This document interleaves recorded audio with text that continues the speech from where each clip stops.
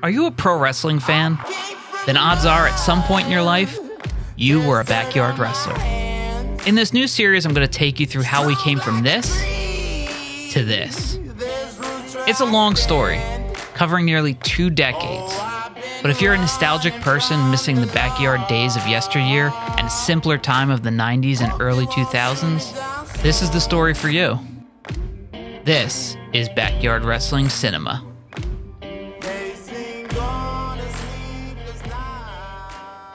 Welcome to Backyard Wrestling Cinema Season 4, Episode 9. Last week, our pay-per-view, State of Emergency, we saw a new XWA champion in TJ Money and a new B4W champion in Tommy Thunder. Now, the reason we put the belts on both of these guys was we had talked to both of them about doing an Iron Man match, B4W champion versus XWA champion, and that was the goal that we were going to start building towards. However, as soon as TJ Money won the belt, he started swearing and cursing, and it's just something we didn't want on our show, and he knew that, so we immediately lost faith in him. Also, following his title win, he decided that he wasn't going to be able to do the Iron Man and didn't think it would be a good match.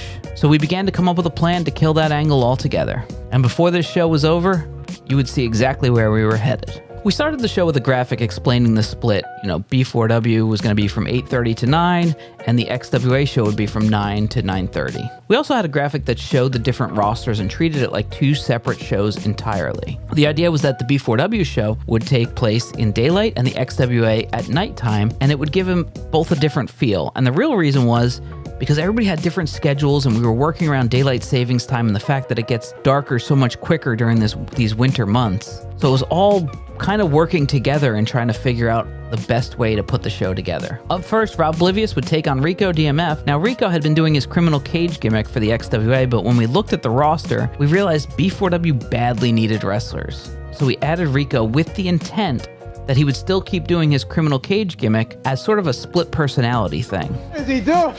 He's going up! He's going up! Look at Oblivious. He's gonna, oh boy.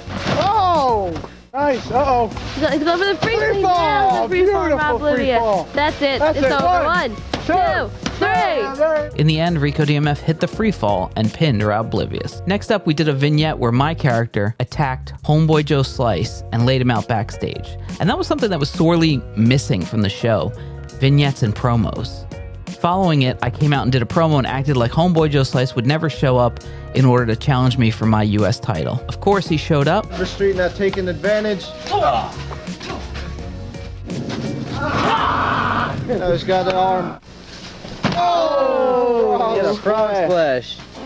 And after fighting through the pain, Homeboy Joe Slice was able to beat me and win the United States title and kick off what all of us kind of considered the greatest United States title run in our history. Another vignette saw me and Tommy Thunder talking backstage. I asked him why last week he was clapping for TJ Money, and he was purposely being vague and giving a lot of non-answers. Next up, Mumbles would challenge Tommy Thunder for the B4W World title, and you might wonder why this one was shot in darkness, and the truth is, Tommy Thunder had gotten a job in between winning the title and this show, so we would now have to move him to the XWA tapings.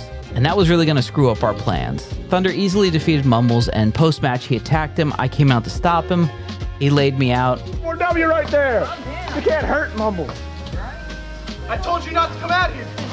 Going to work. Get a nail pedigree. Another one. A lightning bolt. I'm sorry. I'm so sick of his selfish attitude. All you care about is yourself. In the entranceway, he met up with TJ Money, the XWA champion, as the B4W show went off the air. Next up was the start of the XWA show, and referee Christian Greed was out first. He brought out the XWA Canadian title with him. He said the Beast had not shown up that day, and I don't remember why he didn't, and we couldn't find him, so we just stripped him of the title. It would be a decision match against Hellspawn in his menacing plain red t-shirt, taking on Bobby Bow. Oh! That could be it. That was like a roll. That's it. It's over. 1, 2, 3. In the end, Bobby Bow hit his implant DDT called the Punisher on Hellspawn to win the XWA Canadian title. Referee Christian Greed was out with another belt, the newly created I have the XWA Hardcore Championship belt. And this match today will determine who is the first XWA Hardcore Champ. It was TLD taking on Minister Mark Moses, who was having issues with this gimmick. We finally had a meeting with him and told him to step it up and actually play this character or stop coming altogether. And he really put the effort in here. This was a good hardcore title match. It wasn't the usual comedy style hardcore match we usually did. Oh, just pounding the crap out of Minister Mark Moses. Oh, okay, there's not some over there. Oh, that's what he wants. The wood. He wants that wood. He's going for a suplex. Oh! Oh! What? Oh! And again, tried to block it. We had wood but- planks underneath the entranceway. Oh, low blow there. Oh, shoves him through the entranceway. The crucifix. And in the end, Mark Moses won the hardcore title. The question was, would he stay motivated? Next up was the XWA owner referee Christian Greed taking on XWA champion TJ Money. Last week, as I mentioned earlier, TJ Money began cursing and swearing as soon as he won the title, and we were already losing faith in him. And in this match, he was back to doing the play wrestler stuff, doing all the stuff you see on TV. And, you know, not that there's anything wrong with that 20 years later. I can kind of say, you know, we were all fans. But a lot of us took pride in trying to make our gimmicks unique and our own and not blatantly copy, especially the more famous stuff that you only attribute to one person.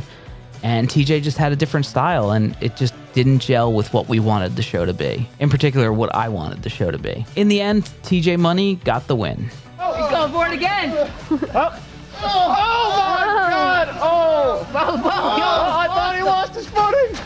He almost lost him. Oh! He just nailed it. All. Turning 50 cents 1, into 2, $35. 3. Referee Christian Greed came out at the end for a promo saying he took a lot of stuff from B4W over the years, and now he took our world champion, and it was none other than Tommy Thunder. I got this crap right here. Look what I have here. Oh, it's just so convenient. Perfect home for that belt.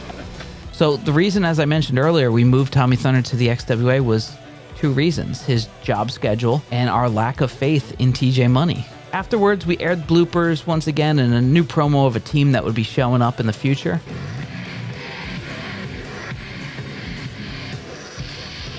Let me see. You cut. My armpit cut? Yeah. Started now. This Mark Moses is firing on TLD.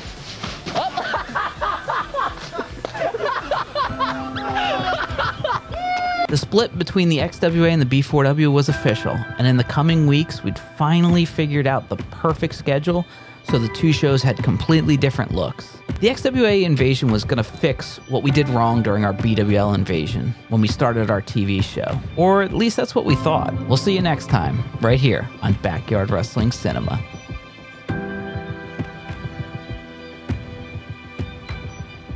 Right there in the corner. I think there's supposed to be a little count on that. There you go. Devin's gonna try to break it up. Now's the crumb.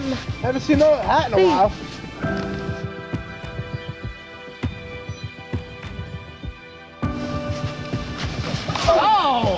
Oh, Christian Greed. I'm so used to Christian Greed being referee, I was wondering why he was locking up with the referee. And now, oh, he's trying.